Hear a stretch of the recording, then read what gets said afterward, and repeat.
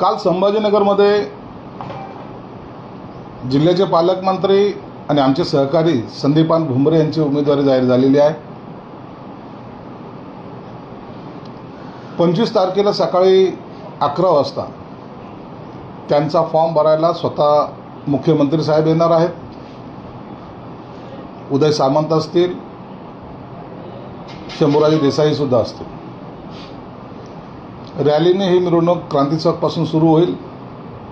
गुलमंडीवर माननीय मुख्यमंत्री सर्व शिवसैनिकांना संबोधित मतदारांना संबोधित करतील, त्यानंतर ते फॉर्म भरायला जातील।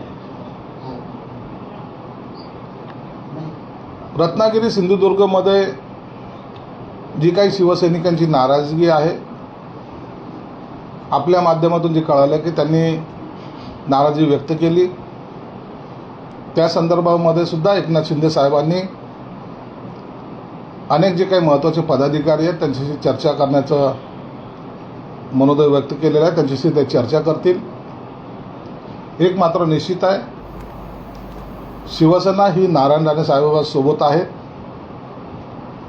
महायुती असल्यामुळं ती सीट आम्ही प्रचंड मताने निवडून आणू असा निर्धार सर्वच शिवसेना असेल, भाजप असेल, राष्ट्रवादी अजितदादांचे असेल यांनी हे सर्वांनी घेतलेला संकल्प आहे। म्हणून असलेले वादसुद्धा तातडीने मिटवण्यात येतील, त्याबद्दल चिंता करण्याचं काही कारण नाही। सर, प्रचंड नाराजी व्यक्त केलेली आहे। अशा पद्धतीने आमचीच गळचेपी जर करत असेल तर आम्ही काम तरी कसं करायचं? त्यामुळं उपस्थित असलेल्या मंत्र्यांना ती बैठक सुद्धा अधुरी सोडावी लागली, असंही घडलंय सिंधुदुर्ग। म्हणजे उद्रेक झालाय थोडक्यात।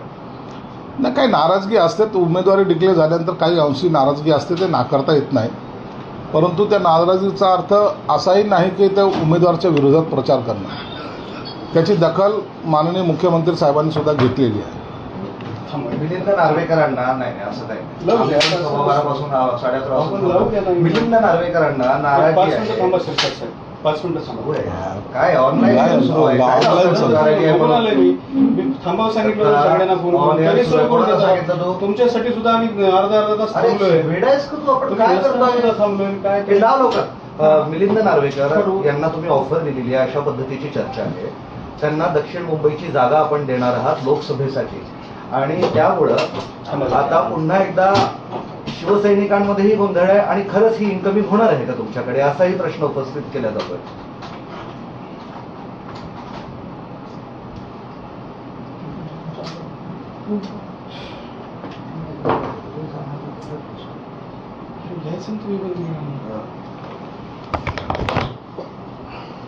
येस,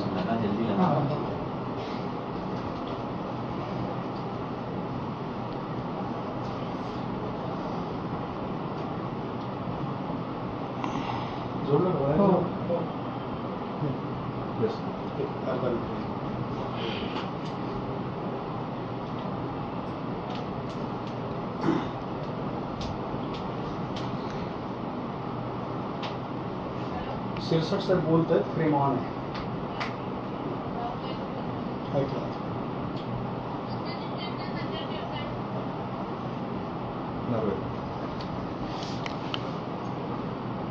उभाटा गटाचे अनेक कार्यकर्ते या निवडणुकीच्या काळामध्ये शिवसेनेकडे येण्यास उत्सुक आहेत। अनेक नेते असतील, आमदार असतील, आणि हे इनकमिंग सुरू असताना त्यात आता आपल्याच माध्यमातून मला मिलिंद नार्वेकरांचं नाव कळालंय। मिलिंद नार्वेकर सुद्धा अनेक वर्षापासून मातोश्रीशी संबंधित आहे, हे महाराष्ट्राला माहिती आहे। आणि जर ते येत असतील तर निश्चित त्यांचं स्वागत आहे। परंतु अधिकृतपणे आतापर्यंतच्या माहितीप्रमाणे आमचा त्यांच्याशी कोणत्याही प्रकारचा संपर्क नाही किंवा आम्ही कोणीही त्यांच्याशी संपर्क केलेला नाही। पण जर ते आले तर निश्चित आम्ही त्यांचं स्वागत करू। चंद्रशेखर बावनकुळे म्हणाले की उद्धव ठाकरे टॉपचे नालायक आहेत, जर सर्वे केला तर उद्धव ठाकरे त्यामध्ये नालायक दिसतील का? बावनकुळे यांनी जे काही स्टेटमेंट केले ते त्यांचं वैयक्तिक त्यांनी केलेलं टीका आहे। परंतु काल ज्या पद्धतीनं उभटा गटाचे नेते माननीय उद्धव ठाकरे जे बोललेत ते सुद्धा संयुक्तिक नव्हतं.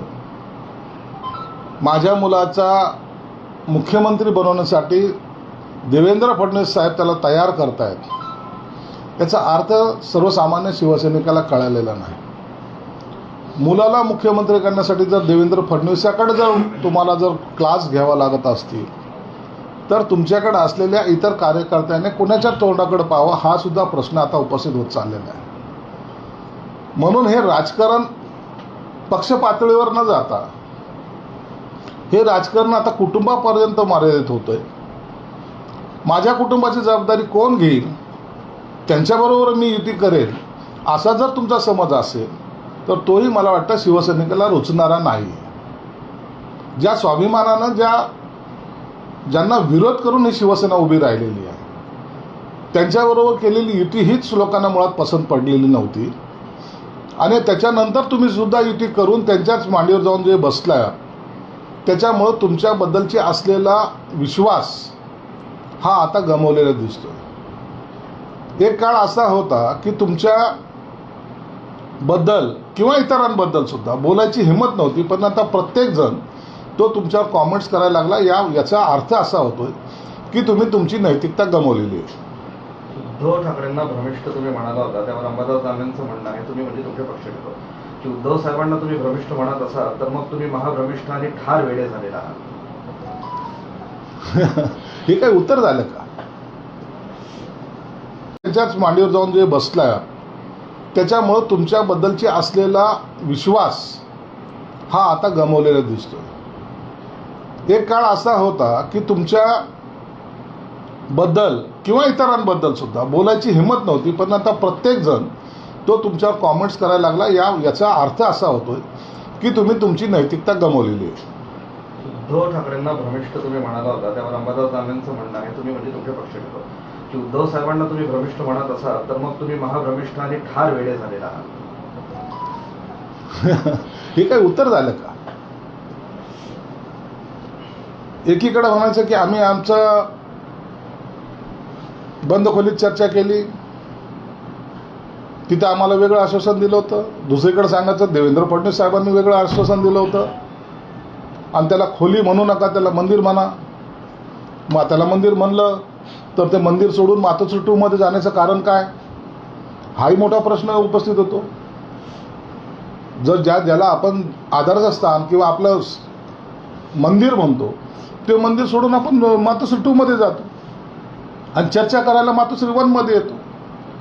ही गणितं सुद्धा लोकांना कळत नाहीत ना. म्हणून भ्रमिष्ठसारखं बोलणं हे सुद्धा मला वाटतं काही गैर नाही आहे. नाशिकची जागा आणखी संभ्रमात आहे, ठाण्याची जागा संभ्रमात आहे, त्यामुळे भाजपकडून ऑफर आली आहे का की नाशिक पाहिजे तर ठाणे आम्हाला द्या?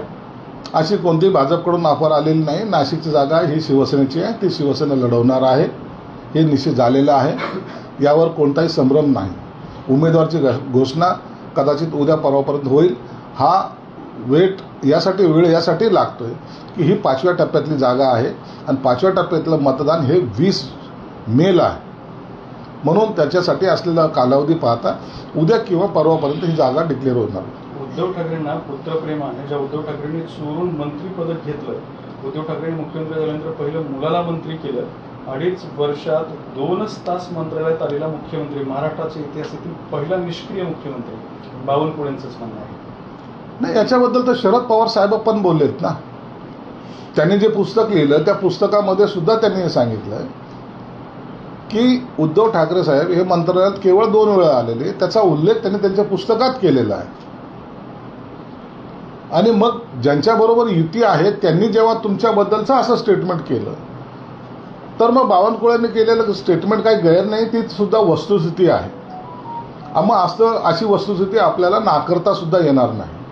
जाणता राजा शरद पवार कृषी मंत्री असताना शेतकऱ्यांना वीज मिळत नव्हती, बी बियाणं मिळत नव्हतं. मोदींनी शेतकऱ्यांना मजबूत केलं. शरद पवारांचा इतिहास पाहिला तर महाराष्ट्राच्या शेतकऱ्यांवर सर्वाधिक अन्याय झाला आहे. पुन्हा बावनकुळेचा. शरद पवार साहेबांनी त्यांच्या खात्यामध्ये निश्चित काही बदल केले असेल किंवा शेतकऱ्याचं हित जपलं असेल, परंतु ज्या पद्धतीने पाहिजे त्या पद्धतीने शेतकऱ्याचं भलं केलेलं नाही.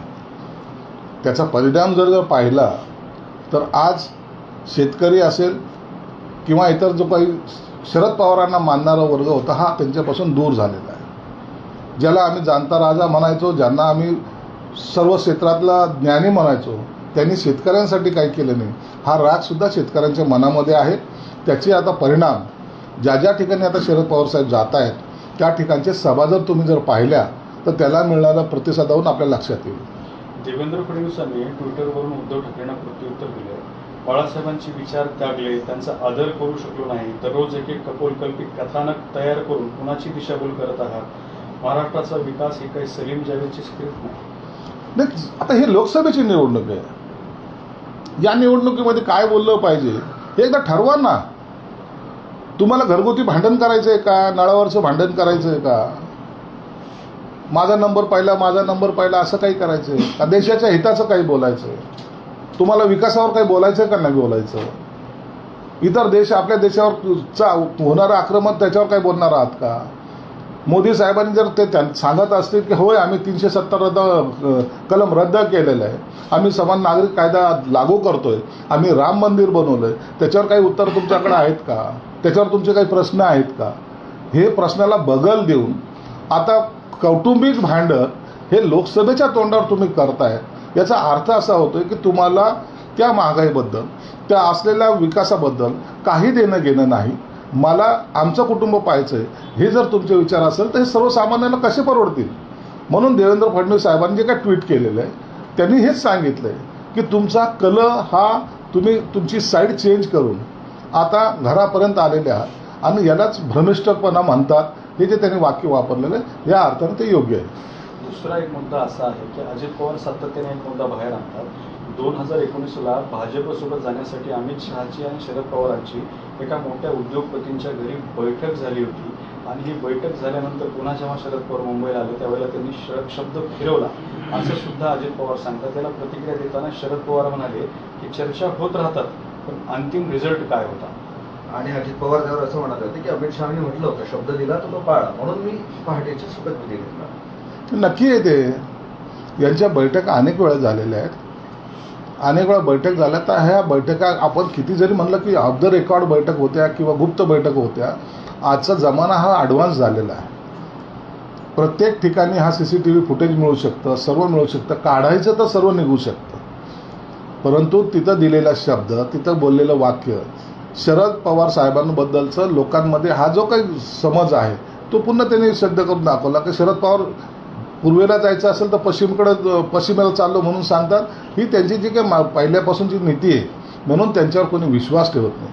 आणि अजितदादासारखा माणूस दिलेला शब्द पाळणारा असल्यामुळं त्यांनी येऊन शपथ घेतली. हे शरद पवार साहेबांनी अमित शहाला दिलेल्या शब्दानुसार शपथ घेतली. म्हणून यात हे खोटं बोललेलं नाही, हे शरद पवारांनाही माहिती. परंतु आज राजकारणामध्ये जर ते सत्य जर समोर आलं तर त्यांच्या असलेल्या काही जो काही त्यांच्याबद्दलचं असलेलं पाठबळ ते सुद्धा त्यांच्यापासून निघण्याची त्यांना भीती आहे. म्हणून त्यांनी आता ही भूमजाची भूमिका घेतलेली आहे. फडणवीसांचं बाबतीत मोदी शहांना काहीतरी पटलेलं नसावं त्यामुळे त्यांनी एकनाथ शिंदे वर्ग होता हा त्यांच्यापासून दूर झालेला आहे. ज्याला आम्ही जाणता राजा म्हणायचो, ज्यांना आम्ही सर्व क्षेत्रातला ज्ञानी म्हणायचो, त्यांनी शेतकऱ्यांसाठी काही केलं नाही. हा रागसुद्धा शेतकऱ्यांच्या मनामध्ये आहे. त्याचे आता परिणाम ज्या ज्या ठिकाणी आता शरद पवार साहेब जात आहेत त्या ठिकाणचे सभा जर तुम्ही जर पाहिल्या तर त्याला मिळणारा प्रतिसादावरून आपल्या लक्षात येईल. देवेंद्र फडणवीसांनी ट्विटरवरून उद्धव ठाकरेंना प्रत्युत्तर दिले. बाळासाहेबांचे विचार त्यागले, त्यांचा आदर करू शकलो नाही, दररोज एक एक कपोलकल्पित कथानक तयार करून कुणाची दिशाभूल करत आहात. महाराष्ट्राचा विकास ही काही सलीम जावेदची स्क्रिप्ट नाही. आता ही लोकसभेची निवडणूक आहे. या निवडणुकीमध्ये काय बोललं पाहिजे हे एकदा ठरवा ना. तुम्हाला घरगुती भांडण करायचं आहे का, नळावरचं भांडण करायचं आहे का, माझा नंबर पाहिला माझा नंबर पाहिला असं काही करायचं आहे का, देशाच्या हिताचं काही बोलायचं आहे, तुम्हाला विकासावर काही बोलायचं आहे का नाही बोलायचं, इतर देश आपल्या देशावर होणारं आक्रमण त्याच्यावर काही बोलणार आहात का. मोदी साहेबांनी जर ते सांगत असतील की होय आम्ही 370 कलम रद्द केलेलं आहे, आम्ही समान नागरिक कायदा लागू करतोय, आम्ही राम मंदिर बनवलं आहे, त्याच्यावर काही उत्तर तुमच्याकडे आहेत का, त्याच्यावर तुमचे काही प्रश्न आहेत का. हे प्रश्नाला बगल देऊन आता कौटुंबिक भांडण हे लोकसभेच्या तोंडावर तुम्ही करताय. याचा अर्थ असा होतोय की तुम्हाला त्या महागाईबद्दल, त्या असलेल्या विकासाबद्दल काही देणं घेणं नाही. मला आमचं कुटुंब पाहायचं आहे, हे जर तुमचे विचार असेल तर हे सर्वसामान्यांना कसे परवडतील. म्हणून देवेंद्र फडणवीस साहेबांनी जे काय ट्विट केलेलं आहे त्यांनी हेच सांगितलं आहे की तुमचा कल हा तुम्ही तुमची साईड चेंज करून आता घरापर्यंत आलेले आहात आणि यालाच भ्रमिष्ठपणा म्हणतात. हे जे त्यांनी वाक्य वापरलेलं आहे या अर्थाने ते योग्य आहे. दुसरा एक मुद्दा असा आहे की अजित पवार सातत्याने एक मुद्दा बाहेर आणतात. 2019ला भाजपसोबत जाण्यासाठी अमित शहाची आणि शरद पवारांची एका मोठ्या उद्योगपतींच्या घरी बैठक झाली होती आणि ही बैठक झाल्यानंतर पुन्हा जेव्हा शरद पवार मुंबईला आले त्यावेळेला त्यांनी शब्द फिरवला असं सुद्धा अजित पवार सांगतात. त्याला प्रतिक्रिया देताना शरद पवार म्हणाले की चर्चा होत राहतात पण अंतिम रिझल्ट काय होता. आणि अजित पवार त्यावर असं म्हणत होते की अमित शहानी म्हटलं होतं शब्द दिला तो पाळा, म्हणून मी पहाटेची शपथविधी घेतला. नक्की आहे ते. यांच्या बैठका अनेक वेळा झालेल्या आहेत, अनेक वेळा बैठक झाल्या. तर ह्या बैठका आपण किती जरी म्हणलं की ऑफ द रेकॉर्ड बैठक होत्या किंवा गुप्त बैठक होत्या, आजचा जमाना हा ॲडव्हान्स झालेला आहे. प्रत्येक ठिकाणी हा CCTV फुटेज मिळू शकतं, सर्व मिळू शकतं, काढायचं तर सर्व निघू शकतं. परंतु तिथं दिलेला शब्द, तिथं बोललेलं वाक्य, शरद पवार साहेबांबद्दलचं लोकांमध्ये हा जो काही समज आहे तो पुन्हा त्यांनी सिद्ध करून दाखवला की शरद पवार पूर्वेला जायचं असेल तर पश्चिमेला चाललो म्हणून सांगतात. ही त्यांची जी काही पहिल्यापासूनची नीती आहे, म्हणून त्यांच्यावर कोणी विश्वास ठेवत नाही. आणि अजितदादासारखा माणूस दिलेला शब्द पाळणारा असल्यामुळं त्यांनी येऊन शपथ घेतली. हे शरद पवार साहेबांनी अमित शहाला दिलेल्या शब्दानुसार शपथ घेतली. म्हणून यात हे खोटं बोललेलं नाही, हे शरद पवारांनाही माहिती. परंतु आज राजकारणामध्ये जर ते सत्य जर समोर आलं तर त्यांच्या असलेल्या काही जो काय त्यांच्याबद्दलचं असलेलं पाठबळ ते सुद्धा त्यांच्यापासून निघण्याची त्यांना भीती आहे. म्हणून त्यांनी आता ही भूमजाची भूमिका घेतलेली आहे. फडणवीसांचं बाबतीत मोदी शहांना काहीतरी पटलेलं नसावं त्यामुळे त्यांनी एकनाथ शिंदेना मुख्यमंत्री केलं आणि देवेंद्र फडणवीसांना ज्युनियर असलेल्या एकनाथ शिंदेच्या हाताखाली काम करावं लागतं असं माननीय आपले मित्र संजय राऊत. संजय राऊतला माहीत नाही आहे. संजय राऊत हा सगळं कथोकल्पित गोष्टी सांगत असतो. जी ताकद एकनाथ शिंदे साहेबांनी दाखवली ती यापूर्वी कधीही कुणीही दाखवलेली नाही. आणि जो माणूस लढवय्या आहे त्या लढवयाला त्या लढवयाचं मेडल मिळालं पाहिजे. त्या पद्धतीने त्यांना मुख्यमंत्रीपद दिलेलं आहे. आम्ही काही मागितलं नव्हतं त्यांना, पण त्यांनी दिलं आहे. आणि आज पाहिलं तर मुख्यमंत्री म्हणून एकनाथ शिंदे साहेब टॉपर म्हणून, हे करोनामध्ये VC घेणारा मुख्यमंत्री नाही आहे, तर हा टॉपर जनतेत जाऊन आज आपलं अस्तित्व त्याने निर्माण केलेलं आहे. म्हणून नरेंद्र मोदी साहेब असतील, अमित शहा साहेब असतील, ते सर्व नेते असतील भाजपचे, ते आज देवेंद्र फडणवीसासहित सर्वजण एकनाथ शिंदे साहेबाला एक सन्मान देतात. त्याच्या मागचं कारण एक आहे त्यांनी केलेला त्याग आणि त्यांचं आज काम करण्याची असलेली पद्धत. मोदी शहा यांनी फडणवीसांची पंकज छाटले राहू शकतो. मोदी शहाने त्यांचे पंख छाटलेत का तर त्यांना गरुड झेप घेणार आहेत, या बाबतीची चर्चा करण्याचा अधिकार संजय राऊतला दिलाय कोणी. उबाटा गटाच्या फोडीमध्ये तुम्ही सर्वात मोठा हात तुमचा होता. शरद पवारची राष्ट्रवादी फोडण्यामध्ये सर्वात मोठा हात तुमचा होता. आणि म्हणून तुम्ही इतरांच्या पंख छाटण्यावर चर्चा करण्यापेक्षा तुम्ही कुणाकुणाचे आता पंख छाटायचे बाकी ठेवलेले आहेत यावर चर्चा केली तर बरं होईल. उद्धव ठाकरे यांना आदित्य ठाकरेंना मुख्यमंत्री करायचं होतं असं बावनकुळे म्हणाले. उद्धव ठाकरेंना आदित्य ठाकरेंना मुख्यमंत्री करायचं होतं असं बावनकुळे यांनी वक्तव्य केलं. आदित्य ठाकरे अत्यंत सिनियर नेता आहे. त्यांना मुख्यमंत्री केल्याशिवाय महाराष्ट्र पुढे गेला नसता, आज असा कदाचित त्यांचा समज असावा. बरं, तुम्ही इथे उमेदवारी जाहीर केली काल आणि त्यानंतर तुमच्याच पक्षाच्या जिल्हा प्रमुखांनी एक फेसबुक पोस्ट टाकली, तुम्ही वाचली असेल. दुसरे जे इच्छुक विनोद पाटील होते त्यांनी असा आरोप केलाय की 2 आमदारांनी माझा तिकीट कापलं, माझा पत्ता कट केला, रोख कुणाकडे आहे समजायचं तुम्हाला. कसं बघताय तुम्ही, इथे सगळी नाराजी आहे त्याबाबत? उमेदवार असतात, उमेदवारी अशी नाराजी व्यक्त करत असतात. ज्यांना मिळालं तो खुश असतो, ज्यांना मिळालं नाही तो आरोप करत असतो. त्या पद्धतीने त्यांनी कदाचित आरोप केला असावा. आणि जिल्हा प्रमुखांनी जी काही पोस्ट केली होती मला वाटतं 15 मिनिटात त्यांनी डिलीट केली पण आहे. म्हणून त्यांच्या मनातल्या खदगत थोडी व्यक्त करायचा प्रयत्न केला. परंतु ते सर्वजण आम्ही बरोबर काम करणार आहोत. पण ही नाराजी निवडणुकीत त्रास देऊ शकते ना तुम्हाला? नाही असं काही नसतं. उमेदवारी डिक्लेअर होईपर्यंत ही नाराजगी असते, नंतर सर्वजण मिळून काम करतात आणि आताही सर्वजण मिळून आम्ही काम करणार आहोत. विनोद पाटील तुमच्या पक्षाचा नाही आहे ना? आता विनोद पाटील आमच्या पक्षाचा आहे की नाही आता ते त्यांनी ठरवायचं आहे. जेव्हा उमेदवारी मागितली याचा अर्थ त्यांनी पक्षाशी कनेक्ट होण्याचा प्रयत्न केलेला आहे. जर ते पक्ष आले तर त्यांचं स्वागतच आहे.